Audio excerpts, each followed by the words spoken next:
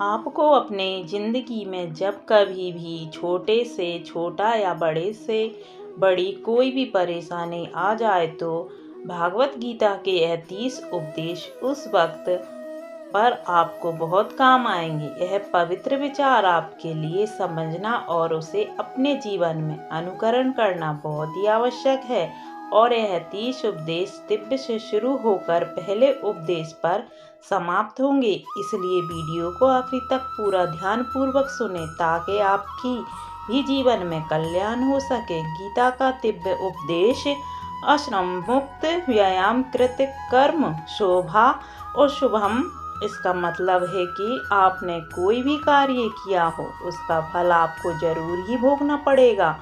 अगर आपने अच्छे कर्म किए हैं तो वह जाने अनजाने में किसी मुश्किल वक्त पर आपको वह अच्छे कर्म उस मुश्किल वक्त से बचा सकेंगे। अगर आपने गलत कर्म किए हैं तो पाप किए हैं तो उसकी सजा भी आपको जरूर मिलेगी। इंसान कितना ही छुपा कर कर्म करना नहीं चालाकी से कर्म कर ले, लेकिन कहते हैं ना उस परमात्मा के शवर चारों तरफ कैमरे लगे हुए हैं। एक एक कर्म पर वह प्रकृति वह परमात्मा अपनी दृष्टि बनाए रखते हैं। हमारे एक एक कदम का हिसाब होता है। इसे हम एक कहानी से समझते हैं। एक गांव में दो मित्र रहते थे। उन दोनों ने विचार किया, इस गांव में हम धन नहीं कमा पा रहे हैं। दोनों धन कमाने के लिए शहर चले गए। कुछ वर्ष वह रहकर उन्होंने काफी धन कमाया। फिर सोचा कि अब हम अपने घर वापस चलते हैं और हमने अच्छा खासा धन कमा लिया है। उस समय यातायात की इतनी सुविधाएं नहीं होती थीं। वह अपने बैलों पर ही यात्रा कर रहे थे। चलते चलते मार्ग में रात हो गई। उन्होंने विचार किया, आज रात हम यहीं रुक जाते हैं, यहीं विश्राम करते हैं। एक मित्र ने कहा, मैं यहाँ पर रहकर धन की रक्षा करता हूँ, तुम बाजार जाकर भोजन की व्यवस्था कर लो। जब वह मित्र बाजार गया तो उसके मन में पाप आ गया। उसने सोचा कि इतना पैसा हमने कमा लिया है, अगर मैं इसको यहीं जंगल में मार दूं तो सारा पैसा मेरा होगा, आधा धन इसको देना पड़ेगा। मन में यह खोट आने पर उसने अपने मित्र के खाने में जहर मिला दिया और जब वह खाना करके अपने मित्र के पास आ गया, उसका मित्र वह जब खाना उस मित्र ने खाया तो वहीं पर उसकी मृत्यु हो गई। लेकर अपने घर वापस आ गया। फिर उसके घर में पुत्र ने जन्म लिया। जब उसका बेटा पैदा हुआ तो वह बहुत ही बीमार रहता था। उसने अपने जीवन में जो कुछ धन कमाया था उसका वह सारा धन अपने बेटे के इलाज में ही खर्च हो गया। बेटा बड़ा होता गया और इसका धन नष्ट होता गया। जब उसका बेटा थोड़ा और बड़ा हो गया तो उसने अपने बेटे से पूछा, तू इतना बीमार क्यों रहता है, तू ठीक क्यों नहीं होता? मैंने अपनी जिंदगी का सब कुछ तुझ पर लगा दिया है, फिर भी तेरी तबीयत ठीक नहीं रहती है। तो उसके बेटे ने बोला, कौन सा बेटा और कौन सा पिता, मैं तो तेरा वही मित्र हूँ जिसको तूने जंगल में जहर देकर मार दिया था। मैंने अपना वही हिसाब पूरा करने के लिए तेरे पुत्र के रूप में तेरे ही घर में जन्म लिया है। अब मेरा तेरा हिसाब बराबर हो गया। अब मेरा जीवन यहीं समाप्त होता है। तो गीता का उपदेश हमें यही सिखाता है। कोई अपने आप को कितना भी चालाक बाज समझ ले, होशियार समझ ले, लेकिन अगर उसने गलत कर्म किए हैं तो चाहे आज नहीं तो कल उसे उसका फल भोगना ही पड़ता। कोई भी व्यक्ति अपने किए हुए कर्म से बिना उसके भोगे कभी छूट नहीं सकता। गीता का 29वां उपदेश है कि आपके सारे दुखों का कारण किसी को अपना मानना है। आप कभी गौर करना, आपकी जिंदगी में सारे दुख, सारी तकलीफें, सारी चिंताएं वहीं से आते हैं जहां आपका अपमान होता है कि यह मेरा है, यह मेरा अपना है। यहाँ से आपकी जिंदगी में दुख का आना शुरू हो जाता है। इससे एक छोटी सी कहानी से समझते हैं। एक व्यक्ति के पास एक बहुत बड़ा महल था। उसने जिंदगी भर की सारी संपत्ति लगाकर उस महल को बनाया था। आसपास के शहर के कई लोग उसके महल को देखने आते थे। कई बड़े बड़े सेठ उस महल को खरीदने की कोशिश करते थे, इसलिए वह महल उसका अहंकार हो गया था। उसके जीने की वजह था उसका उस महल में बहुत लगाव था। एक दिन उसके महल में आग लग गई और वह कहीं बाजार गया था। जब वह लौट कर आया तो उसने देखा कि उसका महल आग से जल रहा है। अपने घर को आग में जलता हुआ देखकर उसने इतना दुख हुआ। उसने कहा, अगर यह महल नहीं रहेगा तो मैं भी जिंदा नहीं रहूँगा। अगर मेरा महल ही जलकर खाक हो जाएगा तो मैं जीकर क्या करूँगा। वह भी उसी आग में छलांग लगाने की कोशिश करने लगा तो किसी दूसरे व्यक्ति ने उसे रोक लिया और कहा कि भैया, यह तो तुम्हारा बेटा कल किसी को बेच आया है। जब उसे पता चला कि यह महल अब मेरा नहीं है, किसी और का हो चुका है, उसकी सारी चिंता खत्म हो। बेटे को देखकर बहुत खुश हुआ। तुमने तो मेरी जिंदगी बचा ली। आज इस घर को आग लग रही है और तूने कल ही इसका सौदा कर दिया। वह अपने पिताजी से कहने लगा कि पिताजी, इस महल के सौदे के लिए बात तो करने गया था पर सौदा कभी पक्का ही नहीं हुआ था। जब उसके पिता ने यह सुना कि अभी इस महल का सौदा हुआ ही नहीं है तो वह दोबारा फूट फूट कर रोने लगा।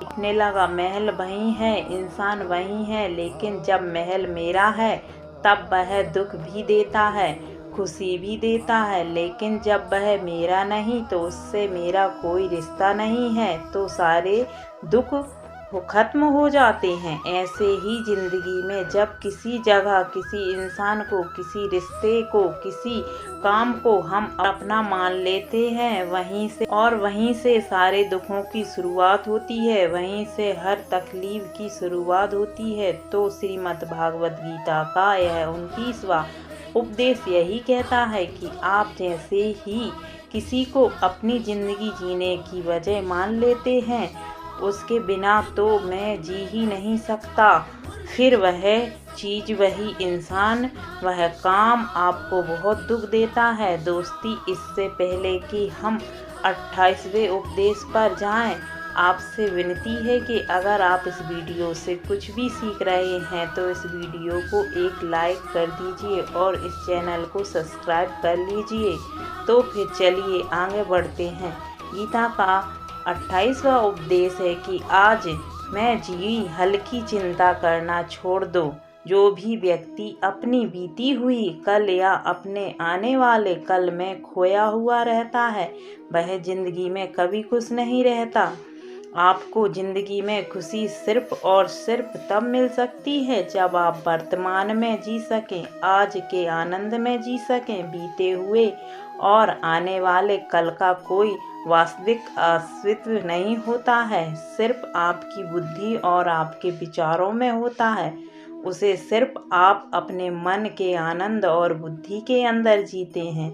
कोई वास्तविकता इतनी ही नहीं होती जिसे सिर्फ आप अपने मन के अंदर और बुद्धि के अंदर जीते हैं, लेकिन जिससे आप वास्तविकता में जीते हैं वह आपका आज होता है, वह आपका चल रहा पल होता है। अगर आप अपने मन और बुद्धि को अपने भूतकाल और भविष्य काल में अटका कर रखेंगे तो याद रखना आप कभी खुश नहीं रह पाएंगे। और अगर जिंदगी में खुश रहना चाहते हो तो आज में और इसी पल में जीना सीखें। गीता का 27वां उपदेश है कि जो आपके साथ अधर्म करे, पाप करे, गलत करे, उसे दंड जरूर देना चाहिए। आप उसे सहते हैं तो वह आपके साथ और गलत करता रहेगा। अगर आप उसे सहते हैं तो उसके पाप में आप भी भागीदार हो जाएंगे। अर्जुन श्री कृष्ण, जिनसे मैं युद्ध करने जा रहा हूँ, यह सब मेरे भाई हैं, मेरे गुरुजन हैं। मैं इनके सामने कैसे हथियार उठाऊं, इनको कैसे मारूं? कृष्ण ने अर्जुन से कहा कि जिन्हें तुम अपना मानते हो वह सभी अधर्मी हैं, वह पाप के पक्ष में खड़े हैं। और अगर तू इनका वध नहीं करेगा, युद्ध नहीं करेगा, तो समाज में और भी पाप बढ़ जाएगा, क्योंकि जब कोई ऐसे पापियों को नहीं रोकता तो यह और भी ज़्यादा पाप करते हैं। ऐसे ही जब आपके साथ कोई गलत करता है, आपको चोट पहुंचाता है, दुख पहुंचाता है और वह आप चुपचाप रहते हो, उससे सामने वाले का मनोबल बढ़ जाता है और वह आपको कमज़ोर समझने और आपके साथ गलत करने का वह अपना हक समझने लगता है। लेकिन जब आप उसके गलत व्यवहार को, उसके अधर्म को रोक लेते हैं, उसका विरोध करते हैं, तब वह अपनी सी में रहना सीख जाता है। यही कलयुग। और अगर इस जमाने में आपको खुश रहना है तो कोई आपके साथ गलत करे तो उसको सहन नहीं करना चाहिए, बल्कि उसका सामना करना चाहिए। गीता का 26वां उपदेश है कि किसी से भी हद से ज्यादा कभी भी मोह नहीं करना चाहिए। जिससे भी आप सबसे ज्यादा मोह लगाएंगे, देखना वह आपको अवश्य ही रुलाएगा। मोह की वजह से ही आप किसी के पीछे मरते रहते हैं। मोह की वजह से ही अपना अपमान दिखता है। मोह की वजह से ही आपको कई बार अपमान भी सहना पड़ता है और कई लोगों को मोह की वजह से अपना अपमान दिखता ही भी नहीं है। सामने वाला मेरी इज्जत तक नहीं कर रहा है, मैं इसके पीछे मरा जा रहा हूँ। वह आपकी आंखों पर ऐसी पट्टी लगा देता है कि आपको सच और झूठ दिखाई नहीं देता। आपको किसी इंसान का चेहरा दिखाई नहीं देता। आप जो देखते हैं, जो सुनते हैं, उसी पर यकीन करने लगते हैं, फिर चाहे आपको कितना ही दर्द मिल रहा हो। अगर आप किसी इंसान को ठीक से समझना चाहते हैं तो उसकी सच्चाई को जानना जरूरी है। उसके लिए बहुत जरूरी है कि आप उसके मोह से ज़्यादा बाहर आ जाएं। आपका मोह आपको दुख देता है। जिस दिन मोह खत्म हो उस दिन आपको किसी भी रिश्ते से कोई दुख नहीं मिल सकता, क्योंकि आपको फिर कोई फर्क ही नहीं पड़ेगा। गीता का 25वां उपदेश यह है कि आप वह मत करो जो सभी करते हैं, बल्कि वह करो जो आपके लिए सही है। स्वधर्म निधान से भारत धर्म भव। वह श्री कृष्ण ने अर्जुन से कहा है कि एक जो है कर्तव्य है, जो तेरे लिए सही है, जो तुझे करना चाहिए वह कर। तू कभी भी काम मत कर जो दुनिया कर रही है, क्योंकि अर्जुन श्री कृष्ण कहने लगे कि ऐसे भयंकर युद्ध में पड़ने से अच्छा है कि मैं सन्यासी बन जाऊं। तो श्री कृष्ण ने अर्जुन से कहा कि सन्यासी बनना तेरा कर्म नहीं है, तेरा धर्म नहीं है। क्षत्रिय है तू, कर्म और तेरा धर्म ही यह है कि तू अधर्म का नाश कर, धर्म की रक्षा कर। ऐसे ही हर इंसान का एक अलग कर्तव्य होता है, एक अलग ही मार्ग होता है। तो कभी भी उस मार्ग पर मत जाना जहाँ सारी भीड़ जा रही है। कभी भी वह काम मत करो जो दुनिया का यही फैशन हो गया है कि सब करते हैं इसलिए हम भी कर रहे हैं। सारी भीड़ यही काम कर रही है इसलिए हम भी कर रहे हैं। अगर आप वह करेंगे जो भीड़ कर रही है तो आप भी उसी भीड़ में कहीं खो जाएंगे। लेकिन अगर आप वह करेंगे जो आपके लिए सही है, जो आपकी प्रतिभा है, दुनिया की सारी भीड़ भी आप सबसे अलग नजर आएंगे। गीता का 24वां उपदेश है कि जिंदगी में धोखा अपने ही देते हैं, क्योंकि उनको आपकी कमजोरियों का पता होता है। बाहर वाला आपको धोखा नहीं दे सकता, क्योंकि उसको आपके बारे में पता नहीं है आपको चोट कहाँ पहुँचा है। लेकिन जो आपका अपना है, आपका खास है, उसे बहुत गहराई से पता होता है कि इसकी कमजोरी क्या है, ऐसा क्या करें जिससे इसको दर्द पहुंचाया जा सके, इसको नीचा दिखाया जा सके, इसको चोट पहुंचाई जा सके। यह कलयुग है, इसमें बाहर वालों से नहीं, जो हमारे अपने हैं उनसे ही सावधान रहना होता है। महाभारत का युद्ध दो अलग अलग राज्यों में नहीं हुआ था, बल्कि एक ही परिवार के भाइयों में हुआ था। सभी आपस में एक ही वंश के लोग थे। कितनी बार दुर्योधन ने जहर देकर भीम को मारना चाहा, ना जाने कितनी बार दुर्योधन ने पांडवों को जान से मारने की कोशिश। उसके भाई थे, घर के अंदर ही होती है, बाहर कोई लड़ेगा हमसे नहीं, घर के ही सारे झगड़े होते हैं। आपको चोट वही लोग पहुंचा सकते हैं जो आपके अपने हैं, आपको धोखा सिर्फ वही लोग दे सकते हैं जो आपके अपने हैं। गीता का कड़ा उपदेश है, जो इंसान अपनी रक्षा खुद नहीं कर सकता, उसकी रक्षा भगवान भी नहीं कर सकते हैं। श्री कृष्ण अर्जुन से कहे, हर काल में मेरा स्मरण करते रहना और युद्ध भी करते रहना। जो अर्जुन ने श्री कृष्ण से पूछा कि यह युद्ध तो कुछ ही दिनों में समाप्त हो जाएगा, लेकिन आप कह रहे हैं कि तू हमेशा मेरा स्मरण करते रहना और युद्ध करते रहना। हमेशा युद्ध करने का क्या मतलब है? तो श्री कृष्ण ने अर्जुन से कहा कि यह जिंदगी ही रणभूमि है। इस जीवन में सुख दुख आते ही रहेंगे और तू उनका डट के मुकाबला करना। श्री कृष्ण ने यह नहीं कहा कि तू चुप करके बैठ जाना और मैं लड़ाई करूंगा। बहुत गहराई गीता के ज्ञान में हमारे जीवन की डोर भी संभाल के ईश्वर बैठे हुए हैं, लेकिन युद्ध ही करना है। ईश्वर को याद करना है कि ईश्वर मुझे शक्ति देना, मुझे समझ देना, मुझे बुद्धि देना, ताकि मैं अपनी ज़िंदगी की सारी लड़ाइयाँ जीत सकूं, मैं ज़िंदगी में सही मार्ग पर चल सकूं। लेकिन आपको अपनी लड़ाई खुद ही लड़नी पड़ेगी। जो लोग यह कहते हैं कि हम कुछ नहीं करेंगे, सभी ईश्वर करे, तो कहते हैं कि आलसी इंसान को देखकर तो भगवान भी घबरा जाता है। यह कुछ नहीं करेगा। भगवान ने बुद्धि दी है, समझ दी है, ईश्वर आपको स्मरण देते हैं, शक्ति देते हैं, लेकिन आपको अपनी रक्षा स्वयं ही करनी पड़ेगी। गीता का 22वां उपदेश, कोई भी ऐसी गंदी आदत खुद को मत लगने देना जो आपकी जिंदगी को बर्बाद कर दे। कहीं ना कहीं महाभारत का यह युद्ध एक जुआ की आदत की वजह से ही शुरू हुआ था। सारा खेल वहीं से शुरू हुआ था, एक ऐसे जुआ की लत जहां युधिष्ठिर ने अपने भाइयों को दांव पर लगा दिया, अपनी पत्नी को दांव पर ऐसा जीतने का नशा कि अपना सब कुछ गंवा दिया।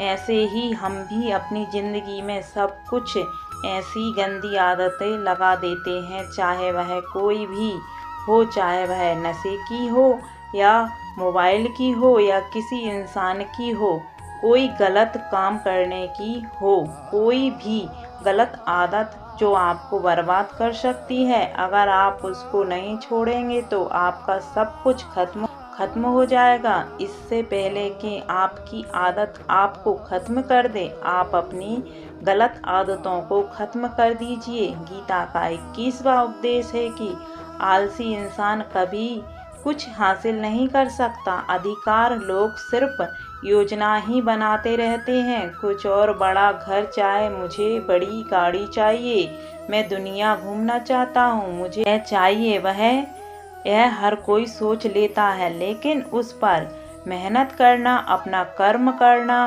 की चाहना तो बहुत आसान है, लेकिन उसके लिए कर्म करते रहना बहुत ही मुश्किल है। हर कोई चाहता है कि मेरा शरीर फिट हो, लेकिन उसके लिए एक्सरसाइज करना वह आपको ही करना होगा। जो इंसान आलसी बनकर बैठा रहता है तो उसे ना ही अच्छा शरीर मिलता है और ना ही अच्छा जीवन मिलता है।